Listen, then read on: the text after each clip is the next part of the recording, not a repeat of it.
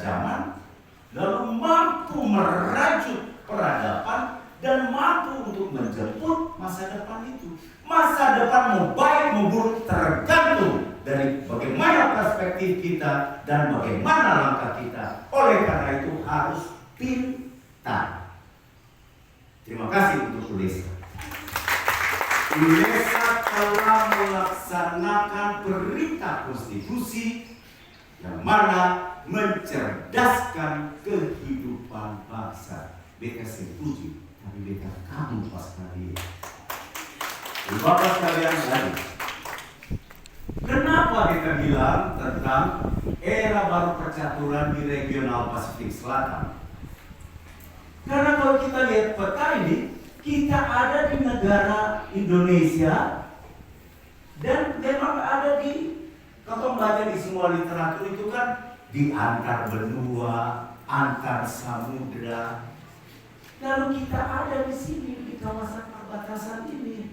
Kawasan perbatasan itu bukan berarti kita diserang di terbelakang. Balik paradigma, kita ada di pintu muka sekali dengan Australia. Oleh karena itu dia pintu muka, dia pun horden mesti bagus, dia pun jendela mesti mengkilat, dia pun halaman mesti bersih, dia pun orang yang di depan itu mesti pintar, terima tamu bagus-bagus masuk bagus-bagus. Itu paradigmanya, bukan pulau-pulau terluar, terbelakang, termiskin, sekarang ter saja. Balik paradigma itu. Untuk membalik paradigma itu, UNESA sedang bikin ini, sedang bikin orang jadi terdidik, orang jadi pintar. Jangan terasa apa dia ketemu kurang-kurang soal ekonomi itu. Kalau ketemu pintar, uang yang datang. Turun tangan untuk itu.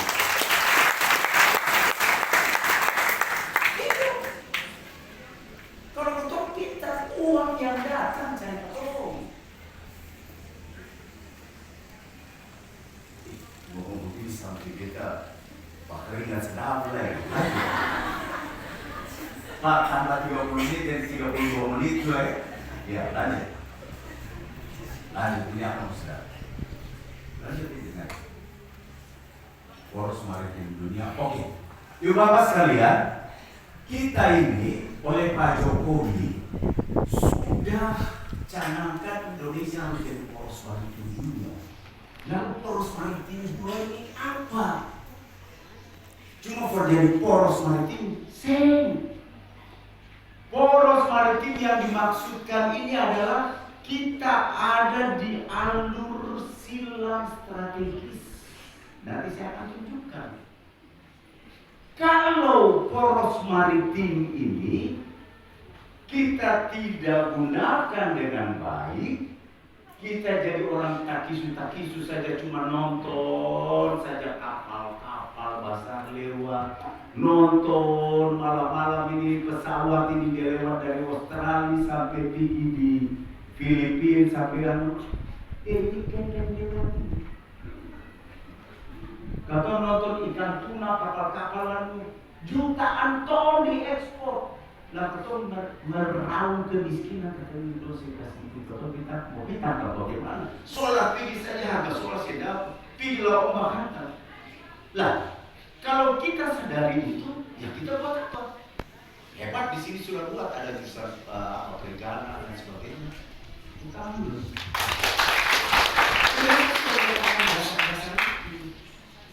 Nah, harus dalam konteks itu, tadi saya bilang ada orang lain sebagainya di masa Frankfurt dengan teori-teori kritisnya itu menyikapi terobosan-terobosan pokok dan sebagainya. Pemikir-pemikir besar dari Frankfurt itu membangun peradaban baru. Mereka ada zaman Renaissance, karena perubahan dunia itu dimulai dengan revolusi kebudayaan. Didiklah kita punya mahasiswa-mahasiswa ini untuk berpikir kreatif. Nah, dari kumpul-kumpul anak-anak muda di UNESA ini, buka internet sana sini, kita ciptakan pikiran-pikiran dan terobosan baru untuk menjawab poros maritim dunia itu seperti apa. Orang melilit bisa bilang katong, dopa, udah 9 katong. Ketong melilit ini ke kuasai pelabuhan sebelah kini. Barang apa? Barang ketong tiba pikul. So, itu dulu. Mungkin sampai sekarang bagus-bagus saja ada lapangan pekerjaan. Tapi mau bakul sampai 70 tahun. Kenapa bukan ada cerita baru? Kami anak-anak pemilik, kami anak-anak Arma, kuasai pelabuhan dengan manajemen modern. Kalau mau ekspor cerita, kita cukup dengan bicara begini, bicara bahasa Cina sedikit, nah terpilih dengan ekspor yang seperti itu. Itu baru bilang penguasa pelabuhan Sohla. Nah itu harus ada dalam diskusi-diskusi memotivasi itu. Iya kan? Pecinta lalu nggak, berarti mesti belajar manajemen. Manajemen dalam interaksi pasar, belajar tentang regulasi. Apakah kalau daerah ini jadi free trade zone, ataukah selalu jadi kawasan ekonomi khusus, atau kalau ada blok masalah kita buat kota Sulaki. Kenapa tidak ada visi seperti itu? Lalu dalam diskusi, kalau kita bikin kota Sulaki, kita berjuang akan bagaimana ya? Sama dengan waktu Pak Poli orang berjuang bikin universitas ini. Tepuk tangan dulu. Contohnya hal-hal konkret seperti itu. Waktu itu mungkin kan Pak, desa kurang-kurang jadi universitas. Barang jadi kok.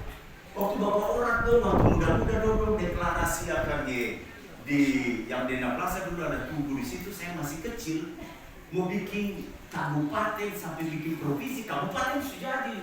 Sudah yang beda. Ketua karena supaya ada provinsi Maluku Tenggara. Dan itu sudah kita sudah perjuangkan itu, sudah masuk di Grand Strategi Nasional. Ini yang saya maksudkan, kehadiran kita dalam konteks poros maritim. Nah, dari UNESA ini diskusi-diskusi itu, memperjuangkan sebuah regulasi itu kayak Pak Polri dua yayasan ini, ada sejarahnya. Beberapa kali, harus dari seluruh komponen ini harus terpenuhi ini. Kalau gitu, kalau kita mau bikin kota Sulaki itu, kita mesti pemekaran kecamatan dulu. Berarti ada pemekaran ini, kita bicara dengan pemerintah begini, bikin delegasi, audiensi dengan DPR. Kalau yang mau bergerak di bidang hukum atau politik, tanya Pak Lodit Besi dong, Pak Karkes dong, Pak kalau regulasi ini bagaimana? Lalu seorang anak-anak muda tuh jadi basah aja sekali. Kalau itu berjuang ini mesti jadi wali kota, ini jadi sekdari. Tepuk tangan. Apa gitu. Kampus ini kan laboratorium untuk membangkitkan idealisme seperti itu. Cuma cari nanti akan panjang deh, sampai dulu.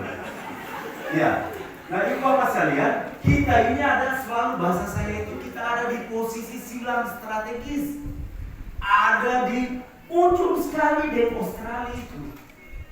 Di dekat ini ada kan kemarin ada Darwin Rick Center ya. Kalau ini kita minta maaf, aku minta maaf dulu. Kan dulu sekali pasti ingat kan ada wali kota Darwin yang datang ke sini. Ini kita teruskan, bukan soal orang bule datang, tidak. Tapi ada di Australia ini ada perputaran ekonomi besar. Katong sampai dunianya kiamat juga tetap katong bertentangan dengan Australia. Ya kita bukan ruang itu, ruang komunikasi kultural, komunikasi edukasi, siapa tahu ada kerjasama dengan Perth atau Melbourne dan lain sebagainya. Kita kan bisa ambil S2 S3 di sana dan lain sebagainya. Dimulai dari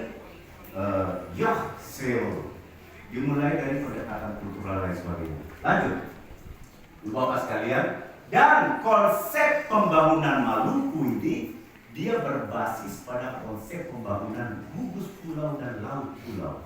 Itu ada di dalam pola dasar pembangunan Maluku. Kita tidak boleh keluar dari ritme itu. Dan betul, oleh karena itu di zaman Pak Bito dan sebagainya, ini kan sudah dikembalikan menjadi Kabupaten Kepulauan Kaniwa, sebuah nomenklatur yang tepat karena kita ini pembangunannya berbasis gugus pulau dan laut pulau. Jadi basis kita ini harus keunggulan komparatif. Saya persumpit dia dalam konteks pengetahuan lokal kita, komparatifnya selalu itu apa? Harus dibangun dengan keunggulan komparatif itu. Jangan kebutuhan di sana apa, ketong paksakan program apa, pasti baku tahu di pas.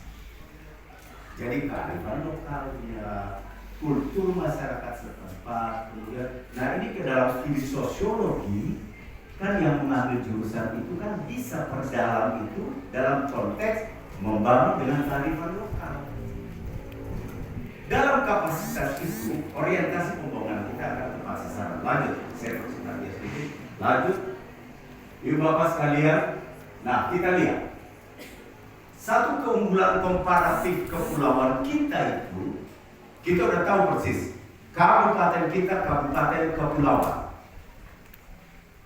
itu tidak bisa dirubah apapun. Dan kekayaan kita mayoritas ada di laut. Tapi kekayaan kultural kita karena manusianya itu kekayaan given dari Tuhan yang Maha Kuasa. Berbanggalah sebagai orang Indonesia asal Indonesia. Karena kita punya kekayaan kultural yang hebat sekali. Saya selalu memainkan itu dalam tampilan-tampilan karya-karya saya di seluruh forum internasional. Kalau saya punya lagu-lagu, saya masukkan nuansa ke Tanjung Barat, saya pastikan saya pulang ke Indonesia pasti bawa piano. Asian Song Festival, ABU and Golden Cat Worship Festival, International Song Festival. Saya ini berkala dalam tataran itu. Saya cari top namanya itu. Saya. Oleh karena itu saya jadi pimpinan organisasi artis seluruh Indonesia. Sekarang ini saya baru dilatih oleh Menteri menjadi Ketua Lembaga Manajemen Kolektif Nasional. Sebuah lembaga yang mengumpulkan royalti dari seluruh insan musik di Indonesia yang sudah meninggal maupun yang masih hidup. Jadi undang-undang bilang 70 tahun mereka meninggal, hak itu masih tetap ada. Jadi ibu bapak menyanyi di karaoke, di YouTube, di apa segala macam, dok royalti seluruh Indonesia itu kita kumpul, lalu nanti kita bagi untuk semua artis di seluruh Indonesia. Termasuk lagu-lagu yang dari seluruh dunia masuk diputar di televisi, di radio, di YouTube segala macam. Dong bayar di beta baru kita bayar for Michael Jackson, manager, bayar for Julio Iglesias, manager. Nah, kami ini yang berusaha. Tapi itu beta bisa hobi, itu beta hobi. Beta sendiri aktif di politika, aktif di dunia budaya, maupun aktif di dalam hal kajian-kajian yang seperti ini. Makanya saya sering menjadi narasumber di banyak tempat untuk membicarakan hal seperti ini. Hari ini kalau dong di Indonesia tahu sedikit, oh iya bapak dalam dia begini, dia bukan usah menyanyi saja, tapi sepatah dia menyanyi dong. Bapak sekalian, kita lihat dalam Indonesia Energy Plans,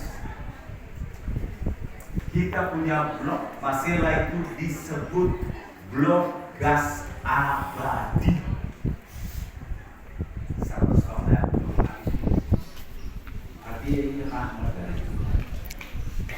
Jadi yang bercita-cita untuk ahli di bidang pertambangan kasih ruang itu.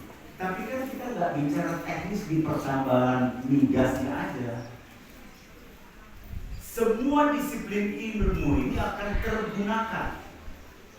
Nanti saya akan sampai di bonus demografi dan lain sebagainya. Tapi lanjut dulu. Ini bisa kasih. Nah, jarak kita kan dari sana kan 150. Kalau ke Selaru itu 90 kilo. Tepuk tangan buat Selaru. Bukan karena pakai dari minyak sana, tapi karena orang di Pulau Selaru itu, apalagi di ujung jasa itu, biar dia kurang-kurang lagi tetap bilang saya orang Indonesia. Karena dari ujung kanan dan orang Selaru sana mengaku tetap Indonesia, lalu blok Masela itu diklaim oleh bangsa ini dan penyumbang APBN. Paradigma berpikir itu yang harus ada. Jadi kalau kemiskinan berkepanjangan di Selaru, kemiskinan berkepanjangan di Tanimbar, kita harus bicarakan apa yang salah. Kalau ini serius, ya pokoknya. Ini buat harga diri kita. Saya bicara ini di semua ini. Di Lemhanas ketika saya mengikuti pendidikan Lemhanas, saya ikut pendidikan Lemhanas yang 9 bulan, satu kelas sama Pak Muldoko, satu kelas dengan Pak Muldoko. Aja saya mau bilang gitu, anak bakar batu ini ikut pendidikan Lemhanas juga, yang 9 bulan dan lulus dengan nilai 98, sekian. Artinya orang tadi itu bukan orang kali-kali, pintar. Bukan berarti kita tahu sama orang tadi. Ini Bapak sekalian, ketika kajian itu kita buat, Pulau Selaru ini mengaku tetap Indonesia. Oleh karena itu, karena Pulau Selaru ini daya dukungnya dia luas wilayah kecil, sehingga ditariklah itu sampai di Pulau Jambena. Jadi Jambena ini harus bersyukur buat Selaru. Ini benar ini. Bukan karena melihat orang Selaru, lalu dia interupsi, dia bilang, Pak narasumber, waktu. Jadi kembali juga lagi, betul lagi di Selaru, ditambah 2 menit lagi. Ini sepakatkan, tapi dia kan mau nanti kunci dengan teori-teori dan sebagainya, supaya kita cepat diskusi. Ibu Bapak sekalian, dari jarak 150 kilo ini, sekarang kita bisa lihat makan dan sebagainya, itu dia utang-utang begitu. Tapi harus lihat kalau duduk di yang Sukapi di Yoasana itu, berdiri di Pelabuhan Somlaki dan lihat ke depan itu, sure nanti kalau ada kilang-kilang di situ, kalau datang tenaga kerja skill yang sampai 40 ribuan, 100 ribuan, kalau itu keluarga, mereka ada ratusan ribu orang-orang Indonesia yang juga dari Pulau lain sama dengan orang karena juga bebas masuk di Pulau Jawa, mereka sudah datang di sini. Bonus demografi baru ini apakah tidak menimbulkan soal? Pasti menimbulkan soal dalam interaksi sosiologis, pasti menimbulkan soal dalam interaksi ekonomi, pasti menimbulkan soal dalam hal hukum-hukum perdata, hukum-hukum pidana dan hak wilayah dan lain sebagainya. Oleh karena itu, Indonesia sudah menjawab itu, mempersiapkan manusia-manusia